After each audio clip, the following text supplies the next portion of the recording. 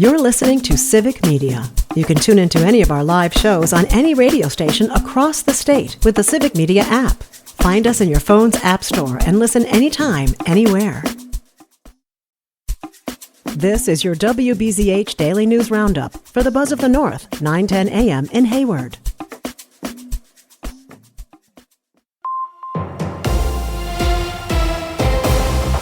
For WBZH News, I'm James Kelly. The Northwest Regional Planning Commission and Burke Center for Ecosystem Research have received over $240,000 through the Wisconsin Coastal Management Program for restoration and conservation projects. Nearly $190,000 will be used to evaluate bluff stabilization and sediment production projects by the Burke Center at North Fish Creek. The Planning Commission will use $60,000 to develop a water flow map between the Fish Creek and White River watersheds in Ashland and Bayfield counties. Nurses and advanced practice providers at Essentia Health and Aspirus facilities in Superior and Duluth are set to go on strike starting next week. Nurses at a number of area hospitals, including St. Mary's and St. Luke's, will officially begin their strike on July 8th. Advanced practice providers at Essentia Health will begin their strike 2 days later on July 10th. Organizers say the strikes are based on unfair labor practices, including chronic understaffing and the failure of the healthcare organizations to take their input on patient care needs into consideration. Transportation officials are warning Barron and Chippewa County residents of an overnight closure for bridge work on southbound Highway 53 tonight. The closure will occur between Highway I near Chetek and Highway M near New Auburn beginning at 8 p.m. on Wednesday and ending at 6 a.m. on Thursday. Traffic will be detoured to Highway I, Highway SS, and Highway M before linking back up with Highway 53. Construction work on Highway 53 began in May and is currently scheduled to wrap up for the season in mid-November before resuming in the spring. The Wisconsin Realtors Association released its monthly report for May, showing a drop in home sales and increase in home prices from the same time last year. According to the report, home sales through the first 5 months of 2025 fell by 2.7% compared to the same period last year. The median home price also rose by nearly 7% to $315,000. While the number of existing homes for sale dropped by about 1.5%, the total number of listings rose by 8.5% with over 22,000 homes on the market. The Wisconsin Department of Public Instruction estimates it will receive about $5.5 billion in general school aid under the tentative biennial budget agreement announced on Tuesday. The agency estimates that about 135 of the state's 421 school districts will receive more funding than they did last school year. 277 districts are estimated to receive less funding than last school year, including 86 districts that will receive the maximum 15% decrease in aid. Individual district estimates can be found on the DPI website. The Wisconsin State Patrol is asking residents to participate in a nationwide contest to choose the best-looking cruiser. The contest is organized by the American Association of State Troopers, and the top 13 vote-getters will be featured in the organization's 2026 wall calendar. The Wisconsin State Patrol's entry this year features a cruiser parked in front of the last coal-fired steamship in the country, which is also a designated historical landmark. Voting for the best-looking cruiser contest can be completed online and will be open until 5 p.m. on July 11th. A Hayward man was sentenced to prison for bankruptcy fraud and criminal contempt of court last week. 74-year-old Bernard Seidling was sentenced to 7 years in prison and ordered to pay a $500,000 fine following a 4-day federal trial. He was accused of filing for bankruptcy in 2022 while hiding around $20 million in assets and $1 million in cash that he had stashed in a crawl space under his house. Seidling had reported just one bank account with a balance of less than $200 in the original bankruptcy filing.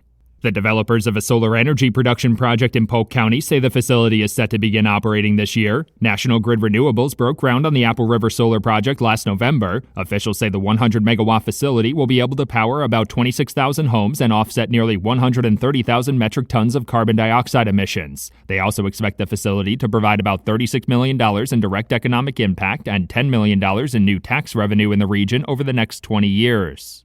Wisconsin's Natural Resources Board has approved new white-tailed deer hunting rules for the 2025-2026 seasons. The new rules were agreed upon after receiving input from individual county deer advisory councils, residents, and the Department of Natural Resources. The Natural Resources Board approved a statewide kill quota of over 291,000 antlerless deer, a 7% increase over the last hunting season. The board also approved holiday gun hunt and extended bow seasons in 3 additional counties this year.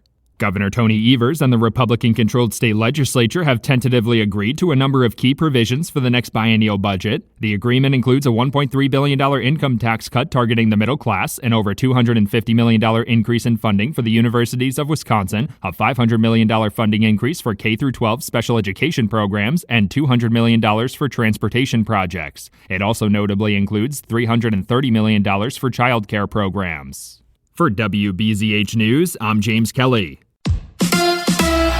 Let's play two. Hi, I'm Mike Clemens with sports. Baseball, the Brewers and the Mets rained out last night in New York, so the two teams playing a doubleheader today at 16-9. Milwaukee, the hottest team in the National League for the month of June. I asked Sal Frelick, does he feel confident about the crew right now? Yeah, absolutely. I think we kind of came together almost about a month and a half ago now, and I think we kind of identified we maybe weren't playing our culture, our brand of baseball, and we fixed that pretty quickly, and good things started to happen. So as long as we can control that, I think we'll be in a good spot. NBA, the Bucks land Pacers center Miles Turner in free agency, but release Damian Lillard. They'll pay Lillard $22.5 million per year for the next 5 years. So what does Giannis think? Sources that relate to me that Giannis Antetokounmpo is not pleased with the Bucks' decision to buy out Damian Lillard for the remainder of his contract. He just didn't like how it was handled, and so I was told that he is not pleased with what transpired with Damian Lillard. That's Chris Hayes of the NBA Network. With sports, I'm Mike Clemens.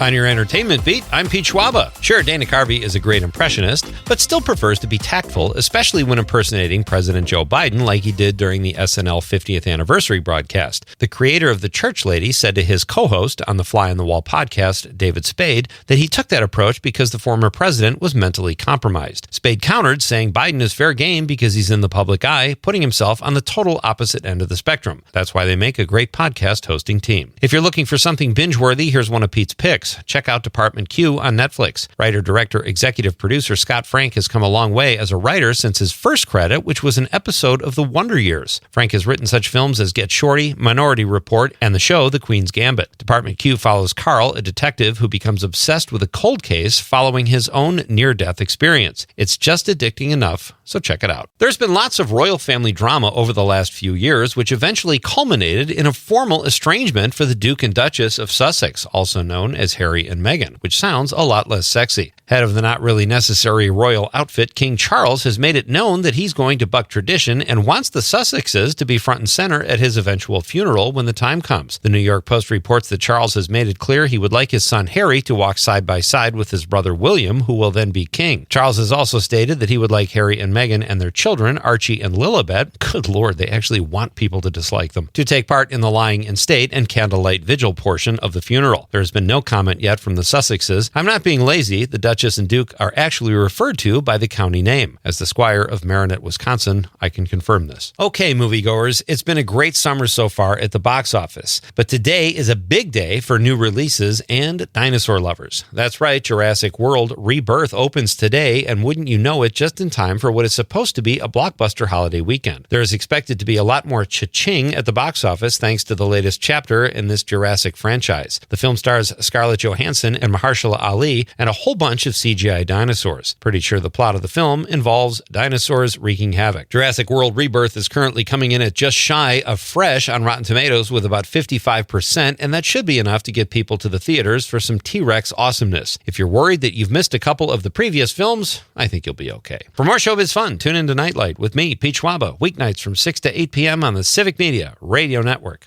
We have a slight chance of an isolated shower or thunderstorm today into this evening. Otherwise, partly cloudy. We'll get to around 83 for a high today. Tonight, down to 59. Tomorrow, sunshine, 85 with another chance of scattered showers tomorrow night. I'm meteorologist Sean Cable. Temperature now 67.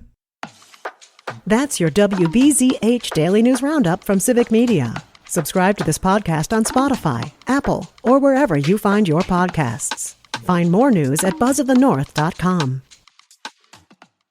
The national news cycle never stops, but it can be hard to find news about your local community. Civic Media is dedicated to providing quality local and state news coverage across Wisconsin. With the Civic Media app, you can get notifications about local stories that matter to you and your community. Find the free Civic Media app in your phone's app store and choose notifications from the menu to tell us what kind of news you want to hear about.